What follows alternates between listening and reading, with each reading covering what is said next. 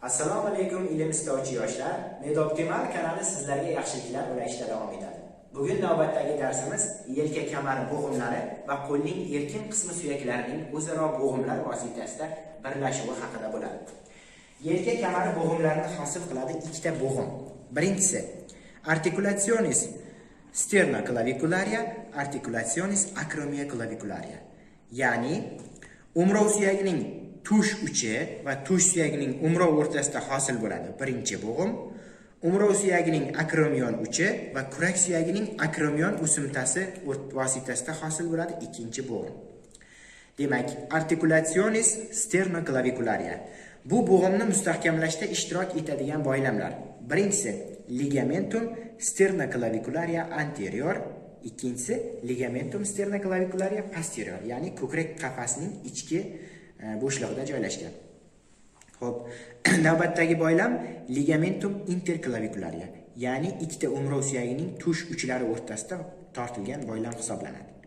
Va navbatdagi boylam ligamentum costaclavicularia, birinchi qovurg'aning yuqorgi yuzasi va umrov suyagi tush uchining pastki yuzasidagi g'adir-budirliklar o'rtasida tortilgan boylam hisoblanadi. Xo'p, articulationis acromioclavicularis.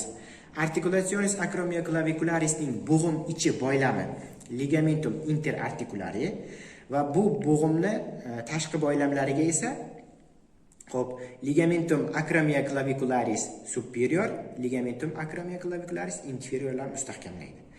Navbatdagi boylam kurak suyagining tumshuqsimon o'simtasidan umrov suyagiga qarab yo'nalgan boylam hisoblanadi. Ligamentum coracoclavicularia. Ligamentum coracoclavicularia boshlanish joyida kurak suyagining processus coracoideusdan boshlanib, umrov suyagiga qarab yo'naladi va umrov suyagiga birikish sohasida u ikkitaga ayrilib ketadi. Ikkiga ayrilganda alohida ikkita boylamlarni hosil qiladi. Ligamentum coracoconoideum va coracotrapezium. Ya'ni umrov suyagi akromion o'simtasining akromion uchining pastki yuzasida linea trapezoidium va uning tugash joyida tuberculum conoidumlar bor edi. O'sha chiziqlarga va bo'rtiqqa borib birikuvchi boylamlar hisoblanadi. Xo'p, kurak suyagining pastki yassi plastinkasimon qismi qovurg'alarga mushaklar yordamida tortib birikishni hosil qiladi, sunkar sozisida. Xuddi til osti suyagining bo'yin umurtqalariga birikib turishiga o'xshaydi. Xo'p, qo'lning erkin qismi suyaklarining o'zaro birlashuvi. Bulardagi bo'g'imlarning eng birinchisi, eng katta bo'g'imlardan biri hisoblangan articulationis humeri, ya'ni yelka bo'g'imi. Yelka bo'g'imi sharsimon bo'g'imlar, uch o'qli bo'g'imlar tarkibiga kirib, barcha o'qlar atrofida harakat qiladi. Xo'p, bu bo'g'imning hosil qilayotgan suyaklarda yelka suyagining boshi va kurak suyagining fascis glenidalislari o'rtasida bo'g'im yuzalari bir-biriga mos bo'lmaganligi sababli kurak suyagining fascis glenidalisning ikki cheti bo'ylab labrumlar ishtirok etadi. Labrum glenidalilar. Ular kurak suyagining bo'g'im yuzasini kengaytirib berish vazifasini bajaraveradi. Bu bo'g'imni organizmdagi boshqa bo'g'imlardan farqli jihati bor. Farqli jihati bu bo'g'imni mustahkamlovchi boylamlari deyarli yo'q. Bu bo'g'imni mustahkamlashda bo'g'im xaltasi bilan birgalikda ma'lum bir mushaklarning paylari ishtirok etadi. Misol uchun, o'shalardan eng ahamiyatlisi sulcus intertubercularisdan o'tadigan yelkaning ikki boshli mushagining payi bu bo'g'imni kurak suyagiga qarab tortib, bosib birlashtirib turish vazifasini bajaradi. Xo'p, bo'g'im xaltasi orqa va yon tomonlarda qalin bo'lib, faqat old tomonda ingichkalashgan bo'ladi.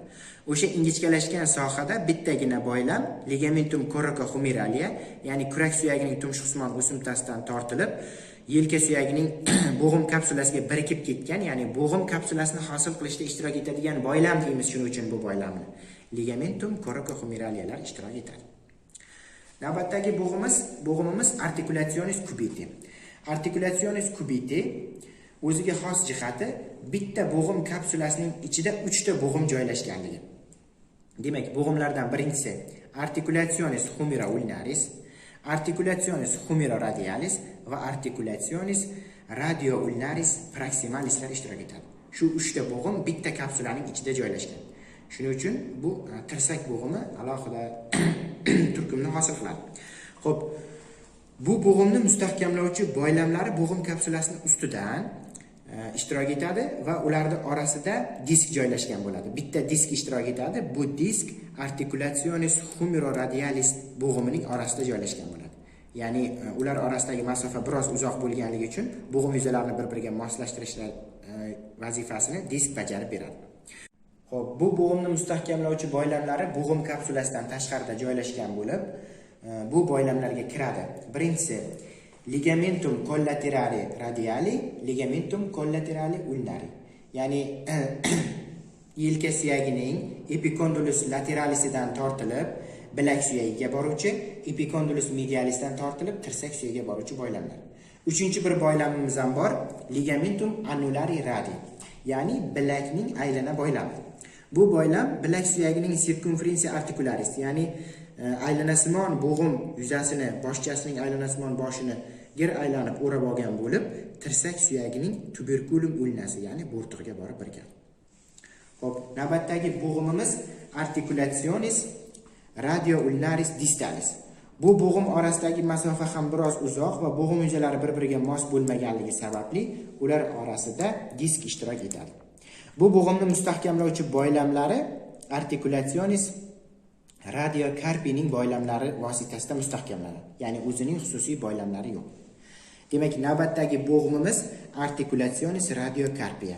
Ya'ni bilak suyaklarining, bilak va tursak suyaklarining pastki bilak yuzasi va kaft usti suyaklarining proksimal qatori o'rtasida hosil bo'ladi.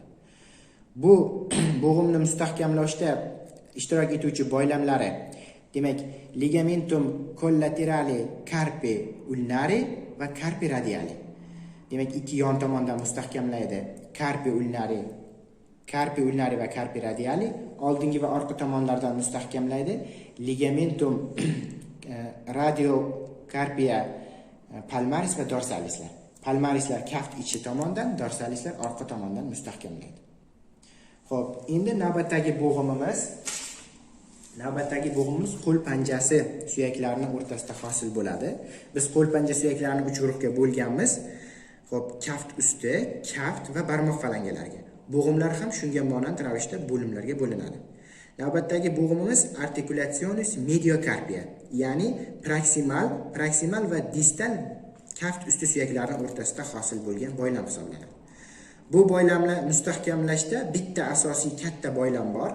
Bu boylam distal qatordagi boshchali suyakning yuqorigi yuzasidan boshlanib, 7 ta tolaga bo'linib, qolgan barcha kaft usti suyaklari, sesamosimon suyaklarida hammasiga tola tortilgan bo'ladi. Bu boylam, demak, mediocarpia bo'g'imini mustahkamlab turishda ishtirok etadi. Navbatdagi bo'g'imimiz bor. Bu bo'g'im xili bitta emas, ko'p bo'lib, articulationis intercarpia, ya'ni har bitta kaft usti suyaklarini qaysi suyaklar bir-biri bilan aloqada bo'lsa, shularning orasida tortilgan bo'ladi.